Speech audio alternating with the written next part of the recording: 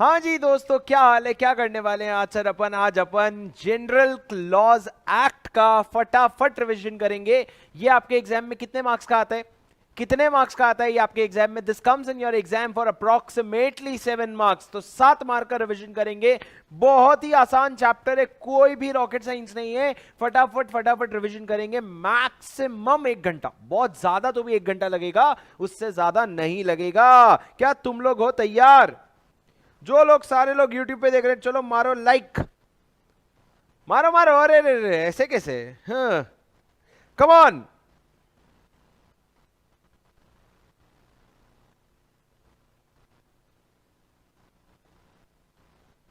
चलो फटाफट फटाफट फटाफट। ओके। हर्ष कहते हैं सर आप खड़े होकर के पढ़ाया करो, और भी ज्यादा कूल लगते हो। ठीक है, वेरी गुड, ओके चलो done, thank you for the motivation.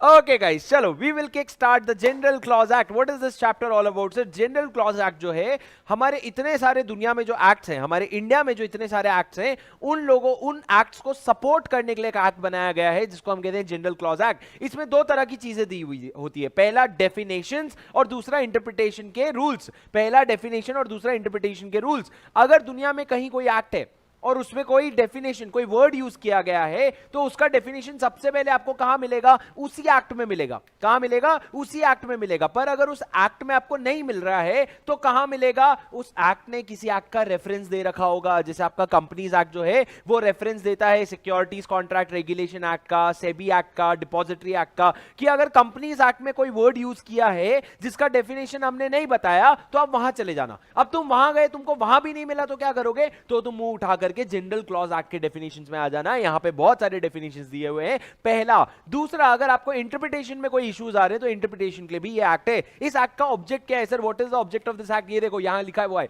क्या ऑब्जेक्ट है सर एक्ट का? There are 4 objects of this act. सबसे पहला, to shorten the language. To shorten the language, हम जो सेंट्रल एक्ट से इतना बड़ा बड़ा लिखते हैं उसमें से कॉमन चीजें उठा करके एक एक्ट में डाल देंगे ना, तो ओवरऑल एक्ट शॉर्टन हो जाएगा। दूसरा, फॉर यूनिफॉर्मिटी ऑफ एक्सप्रेशन, हर जगह एक ही चीज, एक्सप्रेशन जो यूज हो रहे हैं उनका एक ही मतलब होना चाहिए, इसलिए। Third, to state explicitly certain convenient rules, certain convenient rules. Fourth, to guard against slips और ओवरसाइट। सर क्या मतलब है गार्ड अगेंस्ट स्लिप्स और ओवरसाइट? मतलब क्या, कोई एक्ट में कोई कॉमन चीजें होती है जो अगर आप एक्ट में लिखना भूल जाओ तो प्रॉब्लम हो सकती है, तो वो हमने यहां लिख दिया है, तो वहां लिखो या नहीं लिखो कोई प्रॉब्लम नहीं है। You will be guarded against slips और ओवरसाइट। तो ये 4 ऑब्जेक्ट है सर। सबसे पहला क्या? लैंग्वेज छोटा करना। दूसरा, यूनिफॉर्मिटी लाना। तीसरा, कन्वीनियंट रूल्स लिखना। Fourth, guard against slips and oversight. ये 4 ऑब्जेक्ट्स किसके हैं बेटा? किसके ऑब्जेक्ट्स हैं ये आपके जनरल क्लॉज एक्ट के ऑब्जेक्ट्स हैं। अब सर ये एप्लीकेबल किसको होता है जनरल क्लॉज एक्ट? छोड़ दो, वर्ड्स छोड़ दो। एग्जाम में क्वेश्चन नहीं आएगा कि जनरल क्लॉज एक्ट किसको एप्लीकेबल है। ओ इंस्टीट्यूट सुन मत लेना, मेरी बात पता चला मेरी बात सुने और एग्जाम में डाल दिया। अरे सुनो, तुम सुनो, मोस्टली नहीं आएगा, ठीक है? आ भी सकता है, भगवान भरोसे। अब मेरी बात सुनो, एप्लीकेबिलिटी क्या है? जनरल क्लॉज एक्ट में इन्होंने कोई टेरिटोरियल एक्सटेंड नहीं लिखा। इन्होंने ये नहीं लिखा कि इंडिया में होगा, इंडिया के बाहर होगा, जम्मू कश्मीर में होगा, नहीं होगा। इन्होंने बस बोला हम तो भैया एक्ट्स को अप्लाई करते हैं, सेंट्रल एक्ट जो होते हैं उनको हम अप्लाई करते हैं, तो सेंट्रल एक्ट जहां जहां पे भी एप्लीकेबल है वहां पे मैं अप्लाई हो जाऊंगा। मतलब क्या, अगर general clause act companies act को एप्लीकेबल है, कंपनीज एक्ट इंडिया को एप्लीकेबल है, तो जनरल क्लॉज एक्ट जो है वो इंडिया को एप्लीकेबल हो जाएगा। क्या आपको समझ आई बात? क्या आपको बात समझ आई? जी हाँ, आपको बात समझ आ गई। नेक्स्ट आगे बढ़ते हैं सर। कुछ बेसिक रूल्स हमने पढ़े थे। प्रियम्बल क्या होता है? प्रियम्बल मतलब सर एक्ट के शुरू शुरू में हमने बोला डिस्क्राइब योरसेल्फ इन 1 लाइन। हमने एक्ट को खड़े होकर बोला डिस्क्राइब योरसेल्फ इन 1 लाइन। तो कभी कभी वो 1 लाइन में बता देता है, कभी कभी उसका मन नहीं मानता है तो 5-6 लाइन में बताता है। पर प्रियम्बल जो होता है वो पूरे एक्ट का ब्रॉडर इंटेंशन बताता है। तो सुनो सुनो, अगर आप एक्ट पढ़ रहे हो और कहीं पे आपको कोई चीज में क्लैरिटी नहीं आ रही है, कोई एक्ट में कोई प्रोविजन पढ़ रहे हो और उस प्रोविजन में आपको क्लैरिटी नहीं आ रही है, तो जब ऐसी चीज होती है जहां पे आपको क्लैरिटी नहीं आती है तो आप प्रियम्बल पढ़ के समझने की कोशिश करते हो कि यार कहना क्या चाहते हो। तो ये प्रियम्बल जो है ये आपको क्या बताता है? ये आपको एक ब्रॉडर ओवरव्यू बताता है कि जब हम एक्ट बना रहे थे तो हमारा इंटेंशन क्या था। उसके बाद सर हमने डेफिनेशंस के बारे में कुछ चीजें पढ़ी। मैंने डेफिनेशंस के बारे में आपको क्या बताया? डेफिनेशंस 2 तरीके के हो सकते हैं, exhaustive, inclusive. Exhaustive, inclusive. Exhaustive मतलब अगर आप अपने डेफिनेशन में मींस वर्ड का यूज कर रहे हो, अगर आप अपने डेफिनेशन में मींस वर्ड का यूज कर रहे हो, जैसे कंपनीज मतलब क्या? कंपनीज एक्ट में लिखा है कंपनी सेक्शन 2 क्लॉज, अरे बोलो बोलो, कुछ तो बोलो, मुंह तो खोलो। सेक्शन 2 क्लॉज 20 कंपनी, कंपनी मतलब क्या? कंपनी मतलब means any company incorporated in this act और एनी अदर प्रीवियस एक्ट। तो कंपनी मींस मतलब हमने बता दिया, इतना ही मतलब है। पर अगर दूसरा डेफिनेशन होता है इंक्लूसिव। इंक्लूसिव मतलब क्या? जैसे कि बॉडी कॉर्पोरेट का डेफिनेशन 2 क्लॉज 11 जो कहते हैं body corporate includes a company incorporated outside India. तो इंक्लूसिव डेफिनेशन में और भी चीजें आ सकती है, पर एग्जॉस्टिव डेफिनेशन में कुछ एक ही चीज आ सकती है, उतनी ही चीजें आ सकती है, उसके अलावा कुछ नहीं आ सकता। अब इन दोनों का एक मिक्सचर भी बना सर, कौन सा? जैसे कि शेयर्स का डेफिनेशन, शेयर्स के डेफिनेशन में लिखा है shares means share in the share capital of the company, shares means share in the share capital of the company and include stocks. तो इसमें मींस वर्ड भी आ रहा है, इंक्लूड वर्ड भी आ रहा है, मतलब मिला करके एक वर्ड बन रहा है। अरे सर क्या इसका पीएचडी करना है क्या अपने को? नहीं, बस लिखा है, अपन ने पढ़ लिया। कहां लिखा है सर? आपके नोट्स में तो नहीं लिखा है, मॉड्यूल में लिखा है। सर तो यहां क्यों नहीं लिखे? क्या मतलब है? क्या करोगे? What will you do? पर एग्जाम में सर आपको यह पता होना चाहिए डेफिनेशन जो होते हैं दो टाइप के होते हैं। उसके बाद हमने कहा डेफिनेशन सर कुछ इंपॉर्टेंट डेफिनेशन आपको मैं रिवाइज करवा लेता हूं, और इतने ही एग्जाम में आने, इससे ज्यादा आने के चांसेस बहुत कम है। एक्ट क्या है? Act, what is an act? Act मतलब कोई भी हरकत। यहां पे एक्ट का मतलब लॉ वाला एक्ट नहीं है, ये एक्ट का मतलब है हरकत, ठीक है। एफिडेविट, एफिडेविट क्या होता है सर? एफिडेविट का डेफिनेशन आपको याद करना है। सबसे पहली चीज आपको पता होना चाहिए, एफिडेविट, ओथ और स्वेरिंग। एफिडेविट, ओथ और स्वेरिंग, ये तीनों का डेफिनेशन सेम है। क्या कहा मैंने? एफिडेविट, ओथ और स्वेरिंग तीनों का डेफिनेशन सेम है। मतलब क्या? It includes affirming and declaration but does not instead of swearing. It includes affirmation and declaration instead of swearing. क्या लिखा है दोस्तों? देखो ना क्या लिखा है? Affidavit shall include affirmation and declaration by any person who is allowed by law but it does not include swearing। मतलब क्या सर? कसम खा रहा हूं, मम्मी कसम, ये सब नहीं चलेगा बेटा, तुमको अफर्म करना पड़ेगा, डिक्लेरेशन देना पड़ेगा। अगर तुम लॉ में एफिडेविट की बात कर रहे हो, गॉड प्रॉमिस, नहीं चलेगा, ठीक है। तुम अफर्मेशन दो या डिक्लेरेशन दो। तो अफर्मेशन, एफिडेविट का, ओथ का और स्वेयर का, तीनों का मतलब जो है लॉ के हिसाब से इन्होंने सेम रखा है। क्या तुमको समझ आया? बोलो हाँ। अरे बोलो हाँ, इतने शांत क्यों तुम? जोर से बोलो हाँ। अरे जोर से बोलो हाँ। ओके सर, सेंट्रल गवर्नमेंट का डेफिनेशन पढ़ना है क्या? नहीं पढ़ना है। कमेंसमेंट मतलब क्या सर? कमेंसमेंट मतलब क्या? वो दिन जब से कोई एक्ट या रूल जो है वो ऑपरेशन में आता है या फोर्स में आता है। The day on which any act और फोर्स कम्स इनटू फोर्स, मतलब जब वो एप्लीकेबल होना शुरू होता है तो उसको कहते हैं कमेंस हो गया है। कमेंस मतलब क्या sir? Comes to have legal effect and legal force and effect. पर सर यहां पे एक state of Odisha versus Chandrashekhar Singh Bhoi का एक केस था सर। उन्होंने क्या बोला? सुनो, अरे सुनो सर, आपने अगर एक एक्ट बना दिया, ठीक है, और किसी को अथॉरिटी दे दिया कि तू ये एक्ट को एनैक्ट करवा देना, मतलब क्या? आपने एक एक्ट बना दिया मतलब क्या? प्रेसिडेंट का साइन हो गया उस पे। अब उसके बाद आपने सेंट्रल गवर्नमेंट को पावर दे दिया कि सेंट्रल गवर्नमेंट तू ना नोटिफाई कर देना, तू ऑफिशियल गैजेट में नोटिफाई कर देना। जब तू ऑफिशियल गैजेट में नोटिफाई करेगा तब ये एक्ट जो है कमेंस हो जाएगा। अब sir just because the act has been constitutionally approved but it is not yet in operation, it doesn't make it valid।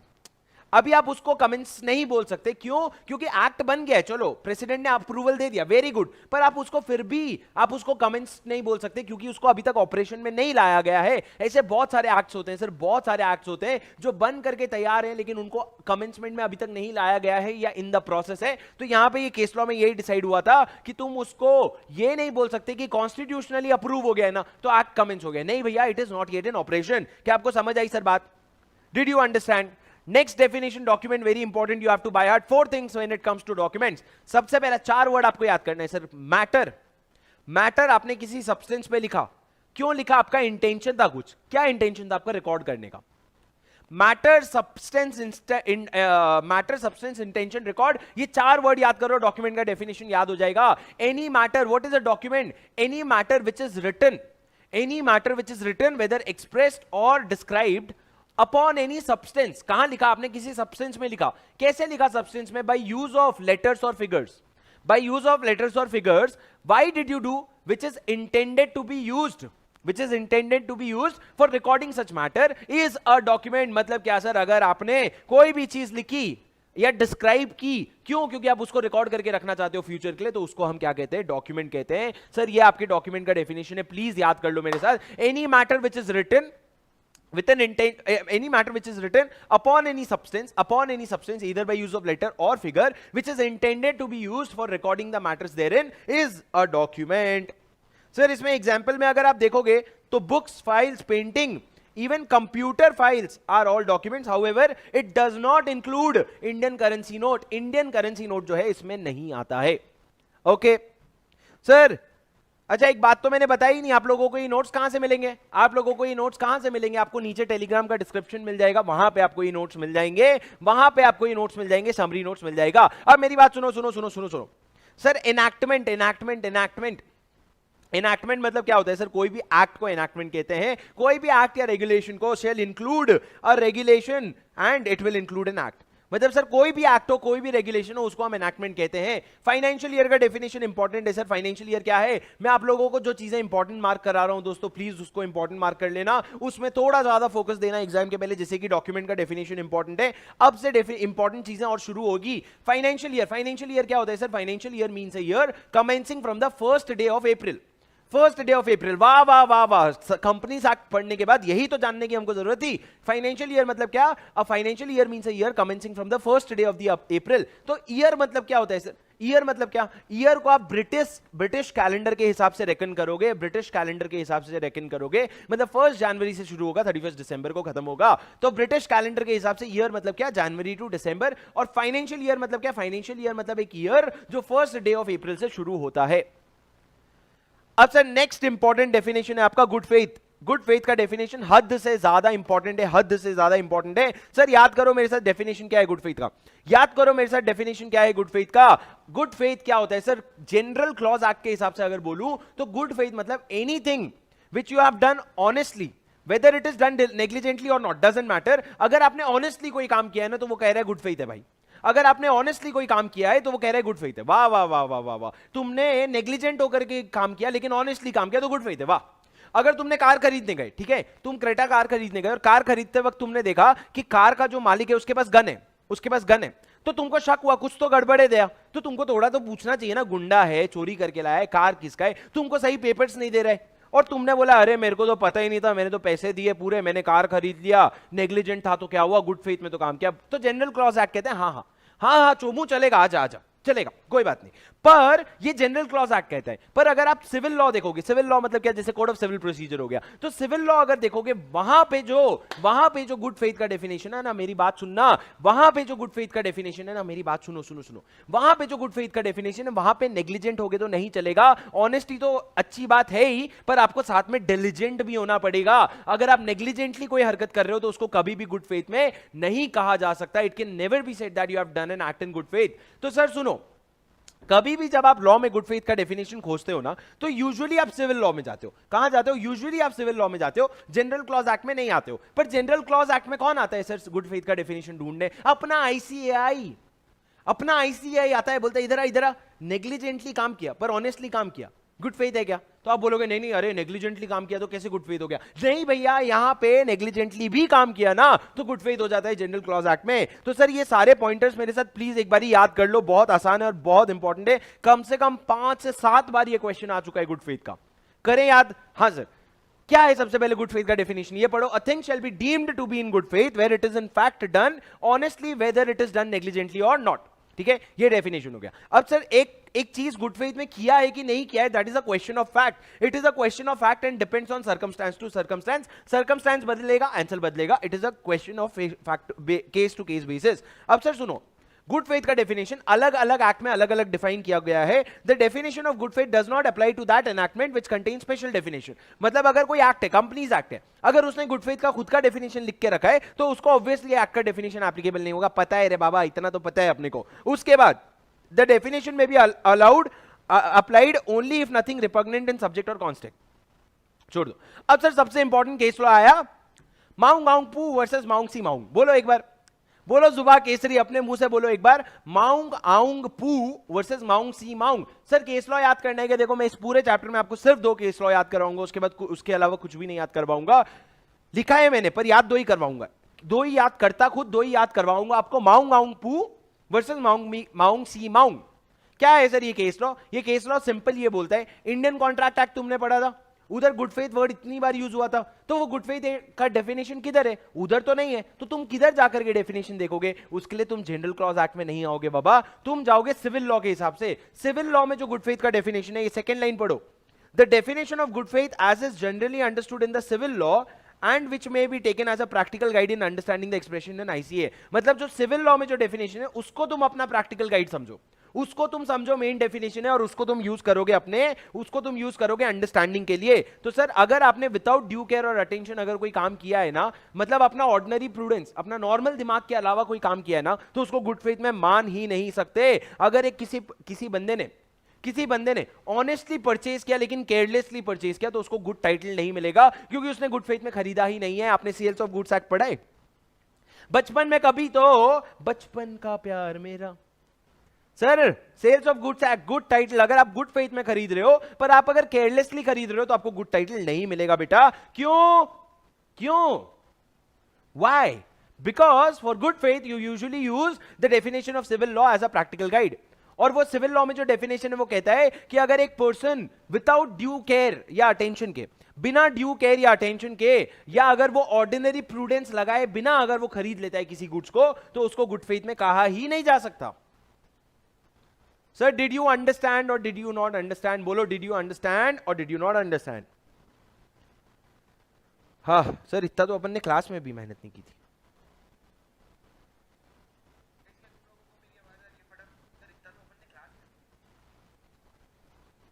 Okay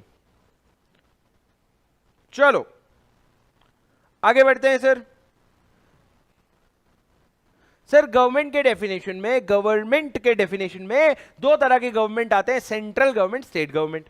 government के डेफिनेशन में दो तरह के गवर्नमेंट आते हैं, सेंट्रल गवर्नमेंट और स्टेट गवर्नमेंट। और इमूवेबल प्रॉपर्टी का डेफिनेशन अगेन इंपॉर्टेंट है, बहुत इंपॉर्टेंट है सर, इसको सुपर इंपॉर्टेंट मार्क करो। चार चीजें आती है इसमें, चार चीजें इमूवेबल प्रॉपर्टी के डेफिनेशन में आती है। सबसे पहला लैंड, दूसरा benefits are to arise out of land, तीसरा पर attachments, things attached to the earth, and fourth permanently fastened to anything attached to the earth. चार चीजें हैं सर, जमीन से कोई बेनिफिट होने वाला है वो, अर्थ में कोई चीजें अटैच्ड है वो, और वो जो अर्थ में चीजें अटैच्ड है उसके साथ आपने परमानेंटली कुछ फास्टन किया है वो। ये चारों चीजें इमूवेबल प्रॉपर्टी के डेफिनेशन में आती है सर। इमूवेबल प्रॉपर्टी के डेफिनेशन में चार चीज आती है, land, benefits, attachment, permanent fastening. Land, benefit, attachment, permanent fastening मैंने कैसे याद करवाया था? लैंड, धरती हमारी मां है तो मां, और उसके अलावा BAP, benefits, attachment, personal, permanently fastening, बाप। तो इमूवेबल प्रॉपर्टी में कौन आते हैं? मां बाप आते हैं। ठीक है, वाह वाह सर, वाह वाह, इससे अच्छा तो नॉर्मल याद कर लेते। तो याद कर लो ना नॉर्मल, मना किया क्या मैंने? तुम ही लोग सर इंटरेस्टिंग, ये लो इंटरेस्टिंग, सुनो मेरी बात, आगे बढ़ते हैं, सुनो सर।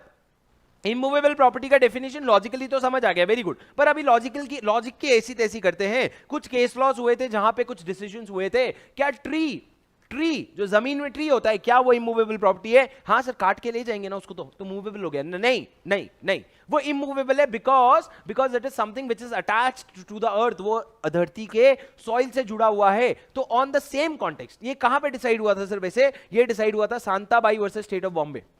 बॉम्बे के लोग देखो पेड़ की बातें कर रहे, Shantabai versus state of Bombay का केस लॉ है। इसमें मेरी बात सुनो। इस केस लॉ के वजह से कंक्लूजन क्या आया? कोई भी और चीज, जैसे कि आपका टिम्बर हो गया, तेंदू लीव्स हो गया, स्टैंडिंग क्रॉप्स हो गया, ग्रास हो गया, कोई भी चीज, right to build on any land और right to occupy any land, ये सारी चीजें जो है ना, ये इमूवेबल प्रॉपर्टी हो जाती है। क्या कहा मैंने? ये सारी चीजें जो है वो इमूवेबल प्रॉपर्टी हो जाती है। पर सर सुनो, अगर एक पॉइंट ए है और पॉइंट बी है, ए से बी जाने का आपने एक्सेस रोड बनाया, तो वो एक्सेस रोड भी इमूवेबल प्रॉपर्टी हो जाता है। पर उसी रोड के बाजू में तुमने नाली बनाया, उसी रोड के बाजू में तुमने ड्रेन बनाया, तो वो ड्रेन इमूवेबल प्रॉपर्टी नहीं होता।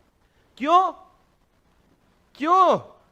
लॉ की लीला लॉ ही जाने। सर नाली में पानी बहता है ना, तो इमूवेबल कैसे हो गया? सर तो उस हिसाब से मेरे को एक बात बताओ, मछली जो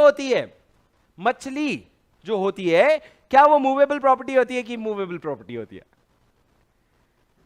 सर मछली, the right to catch and sell a fish is a immovable property. मैंने क्या बोला? Immovable property. Sir Anand Behera versus state of Odisha का केस है। Anand Behera versus state of Odisha का केस है, आपके मॉड्यूल में, मेरे नोट्स में भी है। यहाँ पे कहां गया? शुरू वाले पेज में मैंने यहाँ पे काट दिया, इसको आगे डालना है मेरे को। सर आपके नोट्स में यहीं पे नीचे आपको मिलेगा, आप जो नीचे अभी पीडीएफ डाउनलोड करोगे ना, वहां पे आपको सही जगह पे मिलेगा। वहां पे क्या लिखा हुआ है? अगर आप Anand Behera versus state of Odisha का केस देखेंगे, उसमें ये डिसाइड हुआ था कि फिश जो होता है उसको पकड़ने का फिश को कैच करने का जो राइट है वो इमूवेबल प्रॉपर्टी है। क्यों? क्योंकि धरती फिक्स्ड है, धरती में जो पानी है वो फिक्स्ड है, तो पानी के अंदर जो मछली है वो इमूवेबल हो गई। वाह वाह वाह वाह वाह वाह, my whole life was a lie. सुनो सर, इंश्योरेंस पॉलिसीज आपके एग्जाम में क्वेश्चन आया था, अगर आप कोई मशीन, सबसे पहले ये बताओ, कोई मशीन अगर आपने धरती से जोड़ दी है तो क्या वो मशीन इमूवेबल है? हाँ सर, अगर आपने मशीन फिक्स कर दी है तो वो इमूवेबल है। अब उसी मशीन का आपने इंश्योरेंस लिया, तो जो इंश्योरेंस पॉलिसी के पेपर्स है, क्या वो इमूवेबल प्रॉपर्टी है? अरे भाई वो तो डॉक्यूमेंट है ना, वो किधर से इमूवेबल प्रॉपर्टी है? तो सर इंश्योरेंस पॉलिसीज जो है उसको आप इमूवेबल प्रॉपर्टी मत बोलना। अब सर इम्प्रिजनमेंट मतलब क्या होता है? सुनो, लॉ में इम्प्रिजनमेंट दो तरह का है। पहला इम्प्रिजनमेंट है रिगरस, दूसरा है कैजुअल। पहला है रिगरस, दूसरा है सिंपल। रिगरस मतलब क्या? काला पानी की सजा। और दूसरा सिंपल मतलब क्या? Simple imprisonment. सर कोई प्रॉब्लम नहीं है, मतलब सर बेसिकली रिग्रेस में मैं आपको बताऊं ज्यादा काम करवाते हैं आपसे जेल के अंदर। मूवेबल प्रॉपर्टी मतलब anything other than immovable is movable property. ये थे सर आपके डेफिनेशंस इमूवेबल प्रॉपर्टी का, गुड फेथ का, डॉक्यूमेंट का, एफिडेविट का, कमेंसमेंट का, ये सारे फाइनेंशियल ईयर का, ये सारे डेफिनेशन आपके एग्जाम में आए हुए हैं बार बार, और भी आने के चांसेस हैं, गुड फेथ तो खास करके। चलो सर आगे बढ़ते हैं। अब से सर छोटी छोटी बातें फटाफट करूंगा, जो इंपॉर्टेंट बातें वो करूंगा, सारी बातें नहीं करूंगा, मेरी बात सुनना ध्यान से। Sir section 5 coming of operation of enactment. मेरे को एक बात बताओ, सिंपल सी बात है, एनैक्टमेंट। सर अगर कोई एक्ट आ रहा है तो वो कमेंस कब हो रहा है, कब से ऑपरेशन में आ रहा है? अगर एक्ट में कोई डेट स्पेसिफाइड है तो जिस दिन वो डेट है उस दिन से वो कमेंसमेंट में आ रहा है। if there is a particular date specified, तो जो वो डेट है उस दिन से आ रहा है। But if there is no particular date specified, अगर पर्टिकुलर डेट स्पेसिफाइड नहीं है तो in that case it will come into operation from the date of assent of president. जिस दिन प्रेसिडेंट ने एसेंट दिया उस दिन से वो ऑपरेशन में आ जाता है। पर सर कॉन्स्टिट्यूशन जो हमारा है ना, जो हमारा कॉन्स्टिट्यूशन है, 26 जनवरी को जो कॉन्स्टिट्यूशन आया था, वो कॉन्स्टिट्यूशन के पहले एक्ट को एसेंट कौन देता था?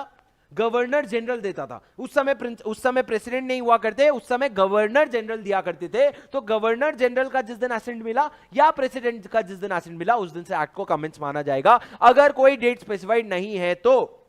करेक्ट। तो सर जैसे अगर आप एक एग्जांपल देखोगे, ये एक सेबी आईसीडीआर का रेगुलेशन है, ठीक है, जो सेबी ने अपने नोटिफिकेशन में 14 अगस्त को डाला था कि 14 अगस्त को लिखा था कि भैया ये ना 1 जनवरी से एप्लीकेबल होगा। तो ये कब से एप्लीकेबल होगा? तो ये 1 जनवरी से एप्लीकेबल होगा, क्योंकि तुमने एक डेट स्पेसिफाई कर दिया है। क्या आपको समझ आया सर? हाँ सर समझ आया। अब कुछ एडिशनल पॉइंट्स बता देता हूं। मान लो सर एक एक्ट पास हुआ, कंपनीज एक्ट, और कंपनीज एक्ट ने सेंट्रल गवर्नमेंट को पावर दिया कि सीजी तेरे को जब इसको नोटिफाई करना है, तेरे को जब कमेंस करना है तू कर ले, तू बस इसको ऑफिशियल गैजेट में डाल देना। ठीक है। अब सेंट्रल गवर्नमेंट जो है उसको ऑफिशियल गैजेट में नहीं डाल रहे। किसने पावर दिया था सर सेंट्रल गवर्नमेंट को? सेंट्रल गवर्नमेंट को पावर दिया था एक्ट ने। एक्ट ने बोला कि मैं कब से कमेंस हो जाऊंगा? जिस दिन से मेरे को सेंट्रल गवर्नमेंट ऑफिशियल गैजेट में डालेगा उस दिन से मैं कमेंस हो जाऊंगा। अब एक्ट पास तो हो गया है, पर सेंट्रल गवर्नमेंट डाल नहीं रहा है ऑफिशियल गैजेट में, तो ठीक है, ओके। तो अगर वो डाल नहीं रहा है गैजेट में तो मैं क्या करूंगा?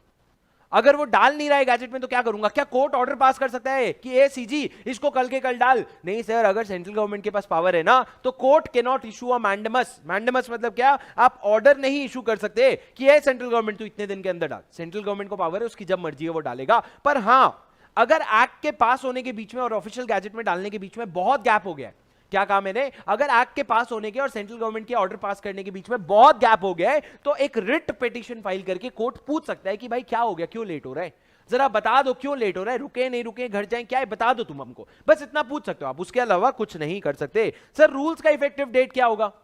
रूल्स का इफेक्टिव डेट क्या होगा? रूल्स का इफेक्टिव डेट तब होगा जब वो ऑफिशियल गैजेट में पब्लिश हो जाता है। जब वो गैजेट में नोटिफिकेशन के थ्रू पब्लिश हो जाता है, उस दिन से आपके रूल्स जो हैं वो एप्लीकेबल हो जाएंगे। सर सुनो, आपके लॉ में ना फ्रैक्शन ऑफ डे का कोई कॉन्सेप्ट नहीं है। मतलब क्या? अगर कोई अगर लॉ है जो हमने कहा 1 जनवरी से अप्लाई होगा, तो ऐसा नहीं 1 जनवरी को दोपहर को 12 बजे से या दोपहर को 11 बजे से, ऐसा नहीं। 1 जनवरी को अप्लाई होगा मतलब क्या? 31 रात को 12 बजे से वो एप्लीकेबल हो जाएगा। आप समझो वो लॉ का बर्थडे 1 जनवरी को है, तो कब विश करोगे? 31 रात को विश करोगे ना, उस दिन से एप्लीकेबल हो जाएगा। समझे? अरे समझा क्या? अरे हो क्या, जिंदा हो क्या? अगर तुम चैट में हां कह रहे हो तो जिंदा हो तुम। सर सेक्शन 5 क्या था कि कमेंस कब होगा एक एक्ट? सेक्शन 5 क्या था? एक एक्ट कमेंस कब होगा?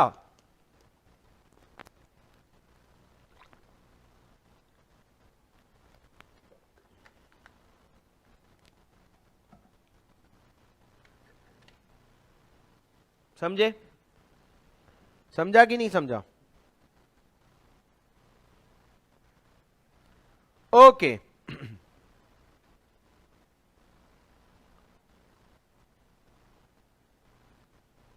चलो गाइस आगे बढ़ते हैं, आगे बढ़ते हैं, आगे बढ़ते हैं। सर रिपील का प्रोविजन क्या है? अब से हम रिपील का प्रोविजन शुरू करेंगे, बहुत आसान है, ज्यादा दिमाग में वो मत करना किचकिच, एकदम आसानी से समझ आ जाएगा। What is repeal? रिपील मतलब जान से मार देना। सर उसको तो मर्डर कहते हैं ना, वो इंसान का करो तो कहते हैं, लॉ का करो तो उसको कहते हैं रिपील। ठीक है सर सुनो, कोई भी सेंट्रल लेजिस्लेशन या रेगुलेशन, कोई भी सेंट्रल लॉ है, कोई भी सेंट्रल लॉ है, अगर वो किसी पुराने एक्ट को रिपील करता है, पुराने एक्ट को रिपील करता है, रिपील मतलब क्या सर? आप उसको ऐसे, it is complete obliteration as if it never existed. मतलब क्या? आप उसको इस तरीके से हटा रहे हो कि वो था ही नहीं कभी, इस तरीके से हटा रहे हो कि कभी था ही नहीं, तो उसको कहते हैं रिपील। अब सर रिपील जब करते हो ना तो उसका क्या इफेक्ट होता है? तो हमने बोला हमको नहीं पता क्या इफेक्ट होता है, लेकिन हमको यह पता है ये 4 इफेक्ट तो नहीं होते हैं। हमने क्या किया, रिपील अगर तुम करो तो उससे क्या इफेक्ट होता है हमको नहीं पता, पर ये 4 इफेक्ट तो नहीं होते हैं। कौन से 4 इफेक्ट सर? सबसे पहला revival of any previous enactment, revival of any previous enactment. जैसे कि क्या सर? जैसे कि बताओ, जैसे कि बताओ, जैसे कि अगर आपको मैं बताऊं, अगर आपका कंपनीज एक्ट 1913 था, कंपनीज एक्ट 1913 ने रिपील कर दिया, 1956 आया, कंपनीज एक्ट 1913 था, उसके बाद 56 आया, 56 ने 1913 को रिपील कर दिया, मतलब हटा दिया, जड़ से उखाड़ दिया। अब सर 1956 को हटाने के लिए 2013 आया, 2013 ने 1956 को जड़ से उखाड़ दिया। ठीक है, तो मेरे को अब ये बात बताओ सर, 1913 को रिपील कौन कर रहा था?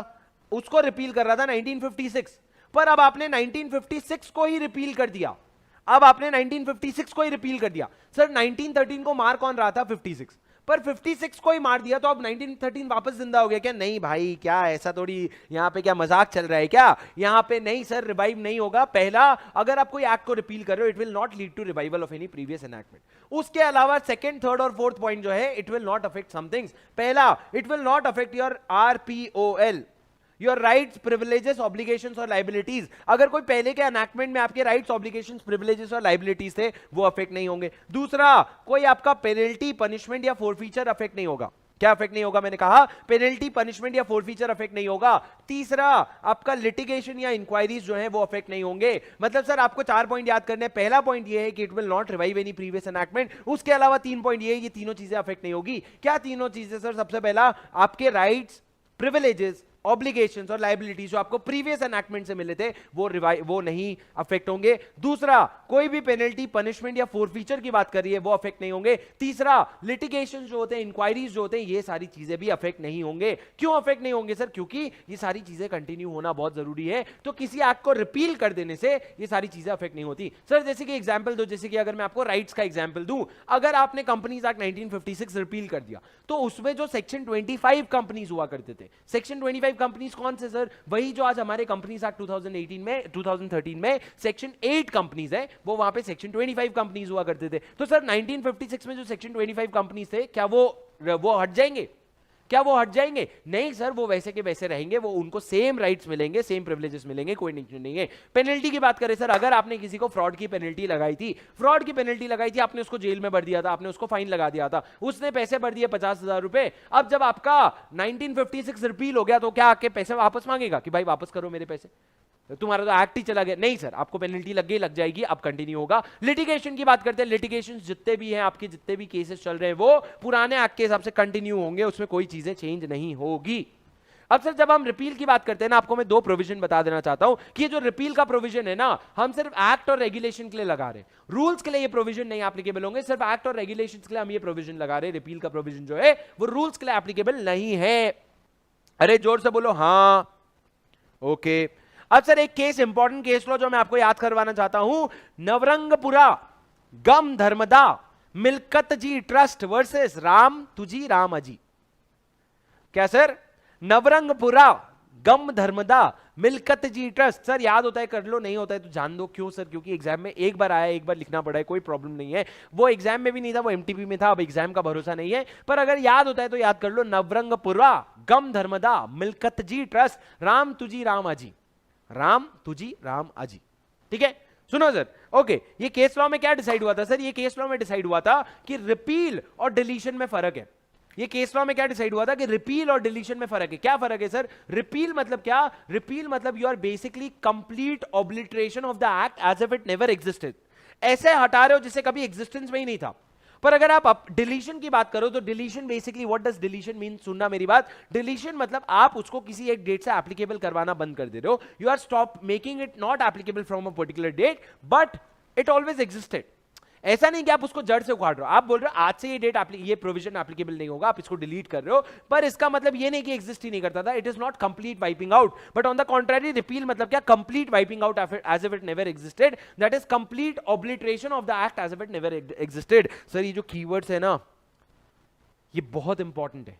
ये कीवर्ड्स ही आपको लिखने हैं, complete obliteration as if it never existed, और ये कीवर्ड्स ही अंडरलाइन करने हैं आपको पूरे मार्क्स मिल जाएंगे। और कुछ नहीं लिखना है, बीच का सारा फिलर्स है, ये कीवर्ड्स है। ठीक है, ओके। नेक्स्ट सर, रिपील का एग्जांपल दो। जैसा मैंने तुमको एग्जांपल दिया था क्लास में कि जो 3 फार्मर्स के लॉ थे वो कैसे बने, क्यों उसको गवर्नमेंट ने हटाया, कैसे रिपील हुआ, और रिपील होने के बाद रिवाइव भी हो सकता है क्या, वो सारी चीजें अपन ने पढ़ी थी। उसके बाद सर सेक्शन 6 से कहता है repeal of act making textual amendment. Sir जाने दो सेक्शन 6 से।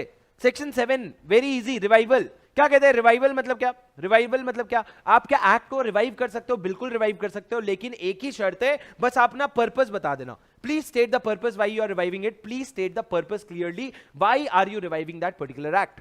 ठीक है sir. Construction of reference to repealed enactment, इसका मतलब क्या है? सुनो, एग्जांपल के फॉर्म में सुन लो। Section 8 construction of reference to repealed enactment. अगर एक एक्ट है, जैसे कि आपको पता है इनकम टैक्स एक्ट है, इनकम टैक्स एक्ट में एक सेक्शन है, सेक्शन 115 जेबी। सेक्शन 115 जेबी एक सेक्शन है जिसमें आपको बुक प्रॉफिट चाहिए होता है। अब बुक प्रॉफिट जो है ना, वहां पे बुक प्रॉफिट का जो डेफिनेशन है उसमें लिखा है book profit as per companies act 1956। अरे पर 1956 तो रिपील हो गया ना भैया। अरे तो कोई बात नहीं, रिपील हो गया है ना, तो जो फिर भी डेफिनेशन था उसको यूज करो, वो जो डेफिनेशन था उसको यूज करो, कोई टेंशन नहीं है। और अगर वो 1956 का डेफिनेशन हट करके 2013 में आ गया है तो वो डेफिनेशन यूज कर लो। पर कंस्ट्रक्टिव कंस्ट्रक्शन जब आप करोगे, जब आप इंटरप्रिटेशन करोगे, तो थोड़ा सही सही सोचना, इंसान से गलती हो जाती है। अगर इनकम टैक्स एक्ट में पुराना रेफरेंस दिया हुआ है तो कोई बात नहीं, आप वो बुक प्रॉफिट का भी डेफिनेशन ले सकते हो, या अगर नए एक्ट में बुक प्रॉफिट आ गया तो उसका भी डेफिनेशन ले सकते हो। यह मत बोलना कि भाई 1956 रिपील हो गया तो वो है ही नहीं। तो क्या लिखा है sir? Where this act or central act or regulation made after the commencement of this act repeals or reenacts with or without modification any provision of former enactment, then references in any other enactment or in any instrument to the provisions so repealed shall, unless an intention appear, be construed as reference to the provisions reenacted. मतलब यही क्या कह रहा है sir? अगर आपने 1956 के book profit को रेफरेंस दिया है तो अनलेस अदरवाइज स्पेसिफाइड हम ये मान लेंगे आपने 2013 के ही बुक प्रॉफिट को रेफरेंस दे दिया है, भले तुमने अलग से अमेंडमेंट नहीं किया हो। एक बार ये एग्जांपल पढ़ो सर, एग्जाम का क्वेश्चन है। एक बार ये एग्जांपल पढ़ो फटाफट, एग्जाम का क्वेश्चन है।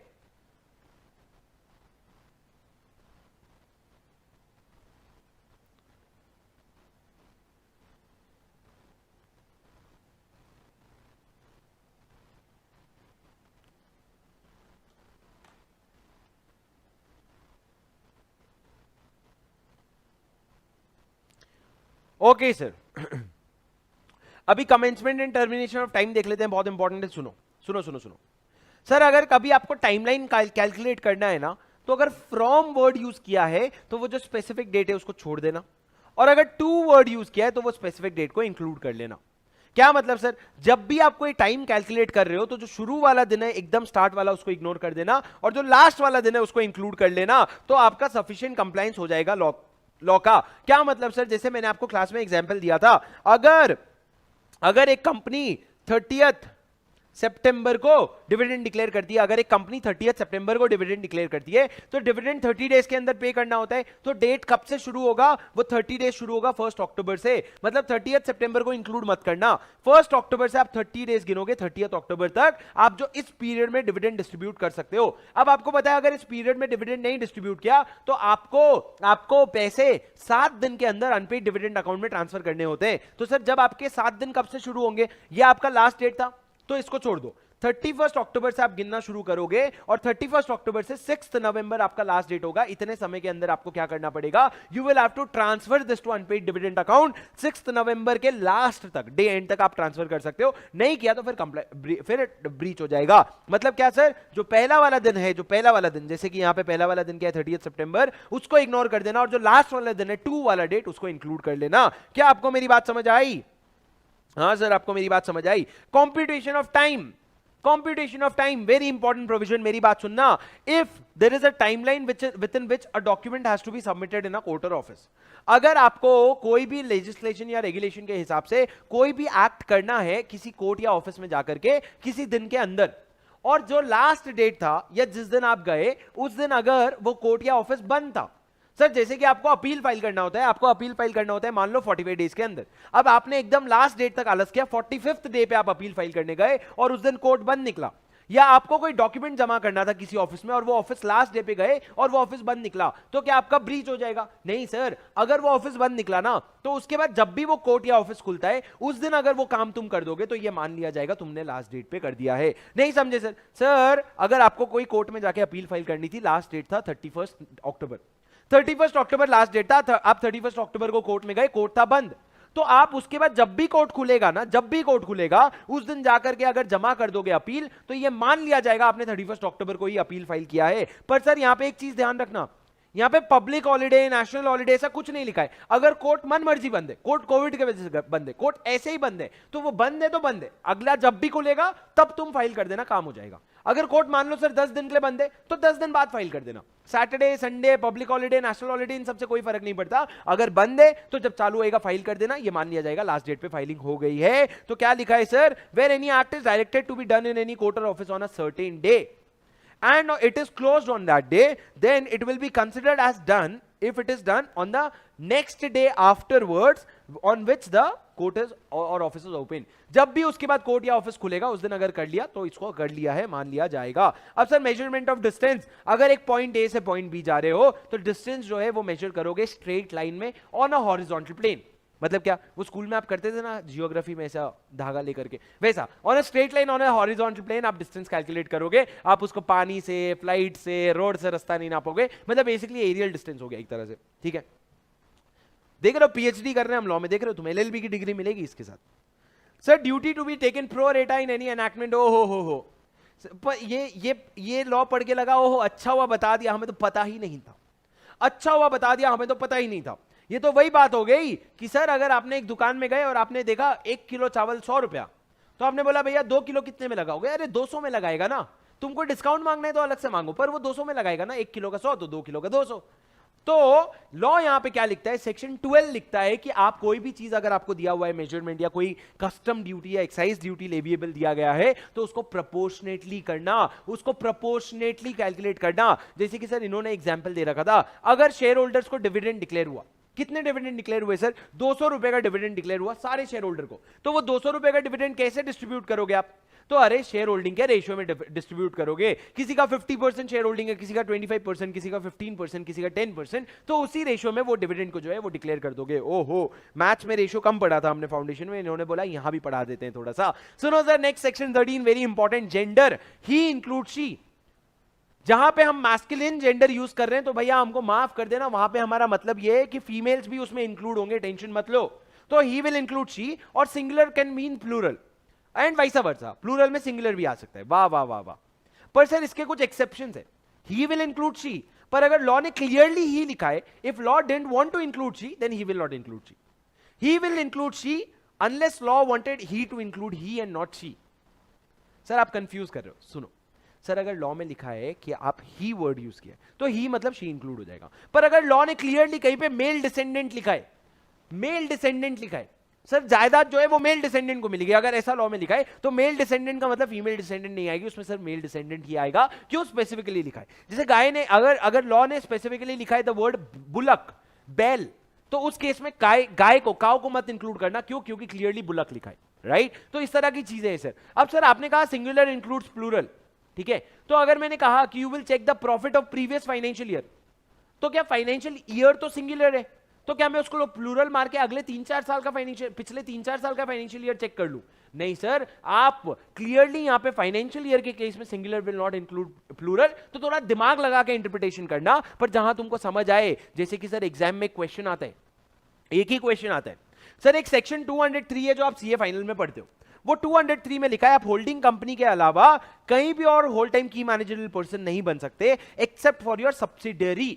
वहां पे उन्होंने सब्सिडरी लिखा है, वाई लिखा है, सिंगुलर लिखा है। अब सर लॉ में क्वेश्चन आता है, तो क्या आप एक ही सब्सिडरी में बन सकते हो कि 3-4 में भी बन सकते हो? तो द आंसर इज 3-4 में भी बन सकते हो। क्यों? क्योंकि भले तुमने वर्ड सब्सिडरी लिखा है लेकिन उसका इंटरप्रिटेशन सब्सिडियरीज था। ये क्वेश्चन आपको मेरे क्वेश्चन बैंक में मिलेगा, चाहिए तो जाकर के अभी कर लो, पर उससे आपका काम खत्म हो जाएगा, ठीक है सर। अब सर फंक्शनरीज में मैं आपको ये सारे बच्चे नहीं पढ़ा रहा हूं, मैं आपको बड़ी बड़ी बातें बता रहा हूं। जैसे कि सुनना, अगर किसी को आप पावर टू अपॉइंटमेंट दे रहे हो फंक्शनरीज में, अगर आप किसी को, सबसे पहले तो सुनो, सबसे पहले अगर आप किसी को पावर टू अपॉइंटमेंट दे रहे हो, मतलब आपने कहा कि ये सेंट्रल गवर्नमेंट, तू ना ये आईपीएफ अथॉरिटी में जो चेयरमैन है उसको तू बैठा देना, you appoint a person there. तो in that case the central government can either appoint a specific person और can appoint an office also.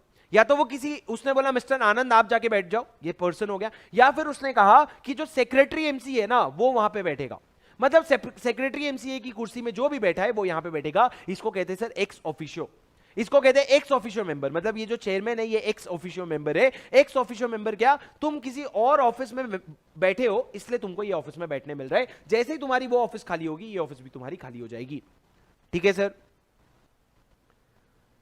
Sir ठीक है क्या? यस। तो एक्स ऑफिशियल अपॉइंटमेंट हो गया, इंडिविजुअल हो गया। अब सर जब आप किसी को पावर टू अपॉइंट देते हो ना, तो उसके पास पावर टू सस्पेंड और टर्मिनेट भी होता है। अगर आप किसी को पावर टू अपॉइंट दे रहे हो तो उसके पास पावर टू सस्पेंड और टर्मिनेट भी होता है by default, unless otherwise specified. इस पूरे लॉ में हर जगह अनलेस अदरवाइज स्पेसिफाइड लिख देना भाई, क्योंकि कहीं और लॉ ने कुछ अलग से बोल दिया तो हम उसको ओवरराइड नहीं कर सकते। उसके बाद सर पावर टू अपॉइंट, यही मैंने कहा, power to appoint includes power to suspend और डिसमिस, ठीक है? उसके बाद सर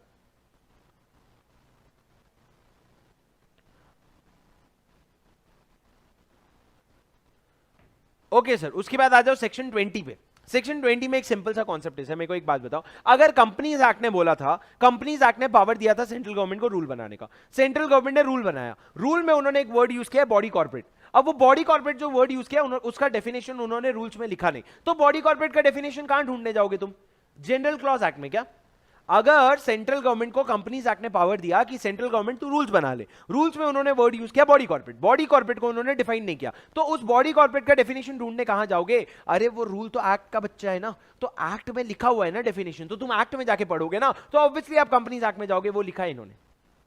तो आपको लगा अच्छा किया, हाँ बता दिया, अच्छा, हम तो नहीं तो दर बदर भटक जाते कि कहां बॉडी कॉर्पोरेट का डेफिनेशन ढूंढे। अरे जिस एक्ट का रूल है उसी एक्ट के पास जाओगे ना, इसीलिए सर लॉ का नाम है general clause act.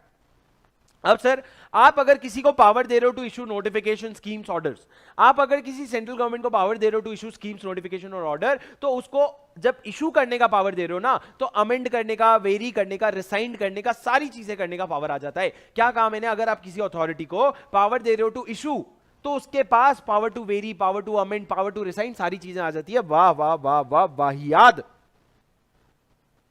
Sir next, sir ये सारी कहानियां अगर तेरा आपको एग्जाम के पहले भी सुनना है, आप कुछ नहीं कर सकते, आपको सिर्फ ये चीजें एग्जाम में आती नहीं है, बट अपने को कॉन्सेप्ट बस पता होना चाहिए। We should know what is written, that's all, we understand. अगर एग्जाम में आएगा तो अपन संभाल लेंगे, वैसे आने की संभावना काफी कम है। बट सर नेक्स्ट वाला प्रोविजन सुनो, सर अगर कोई रूल्स बन भी गया है और अगर रूल्स नोटिफाई भी हो गया है, पर अगर एक्ट अभी तक उस प्रोविजन को नोटिफाई नहीं करा है, तो रूल्स एप्लीकेबल नहीं होंगे। हाँ, अरे सुनो, आपने एक्ट बनाया, एक्ट में आपने सेंट्रल गवर्नमेंट को पावर दिया, सेंट्रल गवर्नमेंट तो रूल्स बना लेना, एक्ट अभी तक कमेंस नहीं हुआ है, एक्ट अभी तक कमेंस नहीं हुआ है, सेंट्रल गवर्नमेंट ने रूल बना के ऑफिशियल गैजेट में डाल दिया, एक्ट अभी तक कमेंस नहीं हुआ है, सेंट्रल गवर्नमेंट ने रूल्स बना के ऑफिशियल गैजेट में डाल दिया, तो क्या रूल्स एप्लीकेबल हो जाएगा? क्या रूल्स एप्लीकेबल हो जाएगा? लॉ कहता है कि तुम रूल्स बना के डाल सकते हो, पर एप्लीकेबल तब तक नहीं होगा जब तक आपका एक्ट कमेंस नहीं हो जाता। जब तक आपका एक्ट कमेंस नहीं हो जाता तब तक जो रूल्स है वो एप्लीकेबल नहीं होंगे। ऑब्वियस सी बात है ना सर, वो रूल्स हो, वो बाईलॉज हो, वो कुछ भी हो, जो एक्ट है जब तक वो फोर्स में नहीं आता तब तक तुम्हारे रूल्स फोर्स में कहां से आएंगे। तो सर क्या लिखा है, where by any central act और रेगुलेशन और on the passing there of a power is conferred to make rules और to issue order there under, then that power may be exercised at any time after passing of the act. जब आपका act पास हो गया उसके बाद आप कभी भी रूल्स बना सकते हो, but such rules shall not take effect till commencement of the act. आप बना लो पर जब तक आपका एक्ट नहीं आता तब तक वो एप्लीकेबल नहीं होगा। नीचे मैंने एग्जांपल दे रखा है आपको, अगर याद होगा तो एनसीएलटी का। एनसीएलटी के रूल्स 2014 में बन गए थे, पर एनसीएलटी का लॉ एप्लीकेबल हुआ 2016 में। तो जब 2016 में लॉ एप्लीकेबल हुआ, जब 2016 में लॉ एप्लीकेबल हुआ तो रूल्स भी 2016 से ही अप्लाई होगी, भले ही आपने बना लियो, भले ही आपने बना लिया हो। अब सर सेक्शन 23 इंपॉर्टेंट क्या है सर? सेक्शन 23 इंपॉर्टेंट वही गेम जो अपने आईसीआई ने अभी खेला। आईसीआई ने कोर्स को अमेंड करने की बात की, तो कोर्स को अमेंड करने के लिए आईसीआई ने क्या किया, सबसे पहले एक रिवाइज ड्राफ्ट बनाया। वो रिवाइज ड्राफ्ट को जो है वो पब्लिक कमेंट के लिए उन्होंने ऑफिशियल गैजेट में अपलोड किया। आप ऑफिशियल गैजेट जाओगे तो वहां पे उन्होंने अपलोड किया, बोले 30 दिन के अंदर every person who is likely to be affected, every person who is likely to be affected will have to give their objection or suggestion। आपका ऑब्जेक्शन या सजेशन है कुछ भी तो 30 दिन के अंदर आप लोग अपना कमेंट्स दो। आपके जब कमेंट्स आ जाएंगे तो उसको हम कंसिडर करेंगे, और कंसिडर करने के बाद जो भी चेंजेस अगर हमको लगता है करने नहीं करने, वो करके हम एक्ट को पब्लिश कर देंगे। तो सर ये है पब्लिश करने के पहले previous publication, previous publication for comments. आप अगर कोई भी एक्ट पब्लिश कर रहे हो तो उसके पहले का प्रीवियस पब्लिकेशन है ये, किनके कमेंट्स के लिए, for person who are likely to be affected. तो सर 4 स्टेप है, देखो 4 स्टेप है, इनको याद करने हैं। सबसे पहले क्या, आप पब्लिश करोगे एक ड्राफ्ट, जो भी आप रूल लॉ एक्ट बनाना चाहते हो उसको पब्लिश करोगे एक draft for the comments of person who are likely to be affected. उसके बाद आप एक ड्राफ्ट नोटिस भेजोगे कि भैया जिनको जिनको कंसर्न है वो स्पेसिफाइड टाइम लिमिट के अंदर हमको क्या बता दे, वो हमको अपना कमेंट्स बता दे। अब जो कमेंट्स और ऑब्जेक्शंस आएंगे, सजेशंस आएंगे, उनको कंसिडर करोगे और उसके बाद पब्लिकेशन करोगे फाइनली ऑफिशियल गैजेट में। और जब पब्लिकेशन करोगे तब ये जो प्रोविजन है ये एप्लीकेबल हो जाएंगे। सर जब आप ऑफिशियल गैजेट में कोई चीज पब्लिश करते हो ना, तो इसका मतलब क्या माना जाता है, इसका मतलब यह माना जाता है कि वो कंक्लूसिव प्रूफ है कि ऊपर के सारे कंप्लायंस आपने कर लिए। अगर आपने फाइनली कोई प्रोविजन, कोई लॉ ले जाकर के ऑफिशियल गैजेट में पब्लिश कर दिया, इसका मतलब यह कि जो ऊपर की चीजें करनी थी आपने कर ली, ऐसी मान लिया जाएगा, कंक्लूसिव प्रूफ है। मतलब सर ये एक प्रिजम्पशन है। प्रिजम्पशन क्या, कि जब ऑफिशियल गैजेट में पब्लिश हो जाता है हम ये मान लेते हैं कि ऊपर की सारी चीजें हो गई है। समझे क्या? अरे बोलो बोलो, कुछ तो बोलो, मुंह तो खोलो। खो गए हम कहां। सुनो, आ जाओ सर। अब मैं आपको एक छोटा सा पॉइंट बताना चाहता हूं, छोटा सा। सर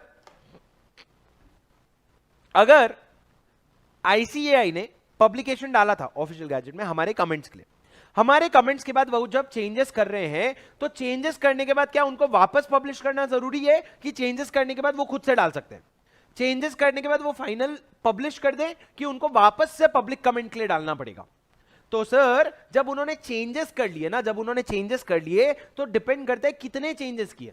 क्या वो चेंजेस एंसिलियरी थे, इंसिडेंटल थे, जरूरी थे, नॉर्मल थे? क्या नॉर्मल चेंजेस थे? अगर नॉर्मल चेंजेस थे तो तुमको वापस पब्लिक कमेंट नहीं चाहिए, तुम आगे बढ़ के पब्लिश कर दो। पर हां अगर तुमने बड़ा कोई चेंज कर दिया, कोई फॉरेन चेंज कर दिया, फॉरेन मतलब क्या, जो चेंज का डिस्कशन हो रहा था उससे अलग ही कुछ चेंज कर दिया। फॉर एग्जांपल जो मैंने तुमको क्लास में एग्जांपल दिया था कि अगर लॉ की बात करें तो उन्होंने बोला कंपनीज एक्ट जो है वो लॉ हम सीए फाइनल से उठा करके सीए इंटर में लाएंगे, ठीक है, उतना ही कहा था उन्होंने। अब उन्होंने कमेंट तो उतना ही मंगवाया था, पर जब चेंज कर रहे थे तो एक्ट के साथ वो रूल्स भी ले आए। अरे तो रूल्स तो लाएंगे ही ना भाई, रूल्स तो लाएंगे ही ना, वो तो एंसिलरी चेंज है, उसमें कोई बड़ी बात नहीं है, उसके लिए वापस पब्लिक कमेंट लेने की जरूरत नहीं है।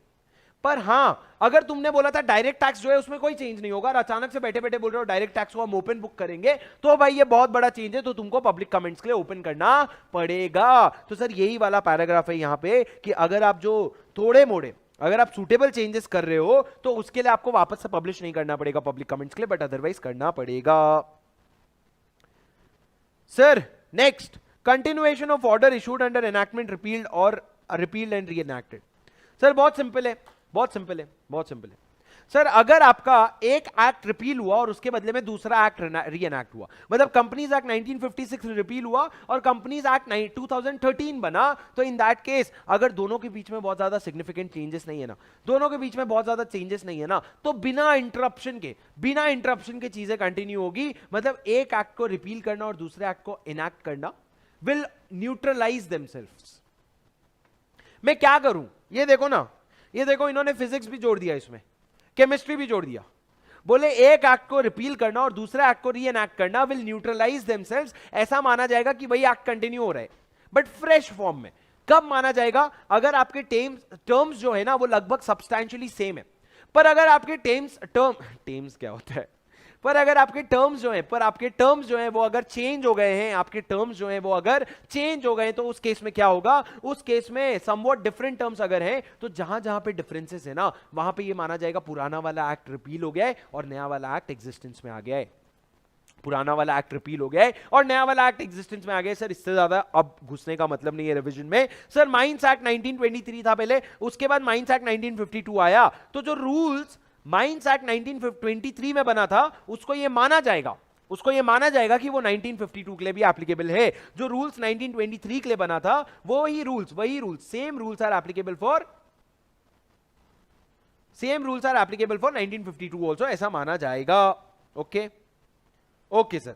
Next section 25 recovery of fines. अगर आप कहीं फाइन लगा रहे हो किसी भी एक्ट में तो उसकी रिकवरी कैसे होगी? सर दो तरीके से होगी, इंडियन पीनल कोड के सेक्शन 63 से 70 और दूसरा आपके कोड ऑफ क्रिमिनल प्रोसीजर में जो फाइन्स के रिकवरी रिलेटेड लॉ है, इन दोनों के हिसाब से आपकी रिकवरी होगी अनलेस अदरवाइज स्पेसिफाइड। कौन से दो तरीके से रिकवरी होगी बोलो? इंडियन पीनल कोड के हिसाब से सेक्शन 63 to 70 और दूसरा कोड ऑफ क्रिमिनल प्रोसीजर के हिसाब से। उसके बाद सर मैंने कहा provision as to offence punishable under 2 or मोर एनैक्टमेंट्स। अगर कोई ऐसा ऑफेंस किया आपने जो 2 एक्ट में ऑफेंस पनिशेबल है, तो क्या होगा सुनना, जो आपका प्रोसिक्यूशन है, जो आपका मुकदमा है, वो दोनों एक्ट में चल सकता है, पर आप पनिशेबल सिर्फ एक ही एक्ट में होगे, दोनों एक्ट में पनिशेबल नहीं हो सकते for the same offence. Sir अगर ऑफेंस डिस्टिंक्ट है, दो अलग अलग ऑफेंस है, आपने एक मर्डर किया और एक रेप किया, मतलब आपने नहीं, मतलब किसी बंदे ने मर्डर किया और रेप किया, तो मर्डर के लिए अलग ऑफेंस है, रेप के लिए अलग ऑफेंस है, उसको एक ऑफेंस नहीं बोलोगे। भले उसने रेप करके मर्डर किया एक ही जने का, तो वो एक ऑफेंस नहीं बोल सकते, उसको दो अलग अलग ऑफेंस है, उसके लिए दोनों के लिए अलग अलग पेनल्टी लगेगी, उसको दोनों के लिए अलग अलग जेल होगा। पर अगर कोई ऑफेंस है, जैसे कि आपने फ्रॉड किया, फ्रॉड करने की वजह से आपको मान लो एक कंपनीज एक्ट में भी पेनल्टी लग रही है और इंडियन पीनल कोड में भी पेनल्टी लग रही है, तो उस केस में मुकदमा जो है दोनों कोर्ट में चलेगा, प्रोसीडिंग्स जो है वो दोनों कोर्ट में चल सकती है, दो अलग अलग लॉ में चल सकती है, पर अल्टीमेट जो पनिशमेंट मिलेगा आपको वो एक ही लॉ में मिलेगा, वो एक ही एक्ट में मिलेगा। Where any act constitutes an offence under 2 or more enactment. कोई हरकत आपकी 2 एक्ट में आपको ऑफेंस बनाती है, 2 लॉ में आपको ऑफेंस बनाती है वो हरकत आपकी, the offender shall be liable to be prosecuted and punishable under either any of those enactment but shall not be punished twice for the same offense। 2 बार तुमको सजा नहीं दी जाएगी। ठीक है सर।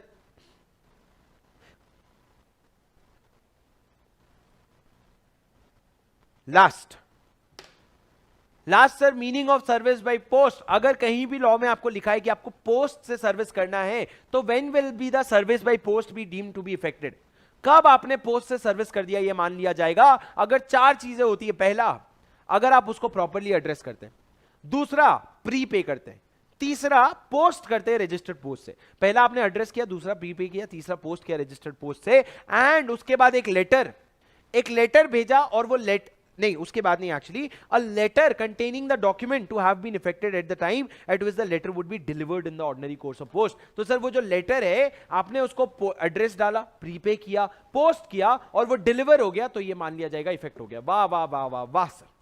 सर्विस बाय पोस्ट का मतलब क्या है? सुनो, मैंने क्या कहा, 4 कंडीशन मीट होने चाहिए। सबसे पहला, आपने प्रॉपर्ली एड्रेस किया, आपने प्रीपे किया, आपने पोस्ट किया उसको, और उसके बाद वो एक्चुअल में डिलीवर हो गया, तो तब उसको मान लिया जाएगा सर्विस बाय पोस्ट हो गया। तो सर ये बहुत बहुत इंपॉर्टेंट है। आज से कम 5 से 7 बार वापस गुड फेथ जितना इंपॉर्टेंट है, बहुत बार बार आया है और आप यहां तक रिविजन करते नहीं हो। तो मेरी बात सुनना, क्या कहा मैंने, व्हाट डिड आई से? व्हेन विल द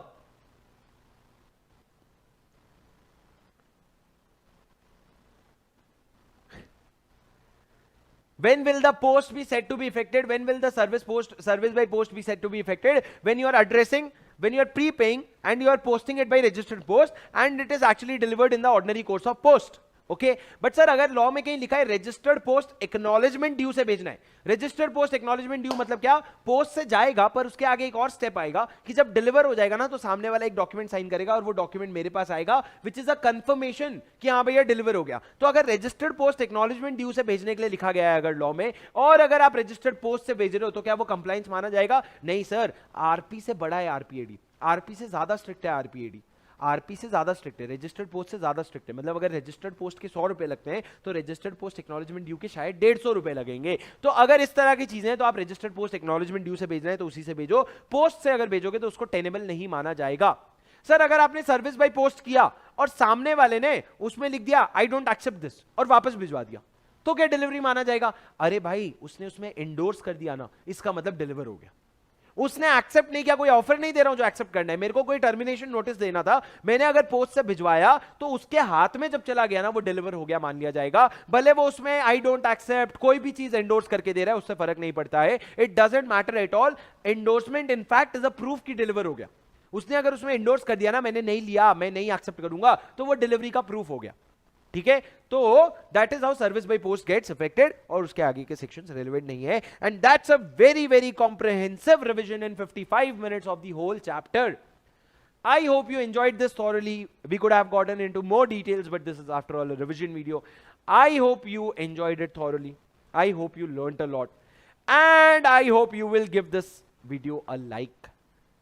क्यों सर? क्योंकि मैंने हमेशा आपसे एक ही चीज बोली है, your appreciation is my motivation. तुम जितनी चीजें बताओगे, जितना फीडबैक दोगे, उतना तुम भी और हम भी आगे जाएंगे. ठीक है, I hope you enjoyed the session. I hope it was helpful. I hope you were able to revise it thoroughly. I'll see you in the next video. Until then, guys, until then, bye-bye. See you. Take care. And do not forget to hit the like button. तुम्हें कसम है, तुम्हारे उनकी. Sir आधे लोग तो single है, like वैसे ही कम हो जाना है. हाँ, ओके गाइस, चलो I'll see you in the next video. Until then, bye-bye. तो नहीं सब्सक्राइब करना,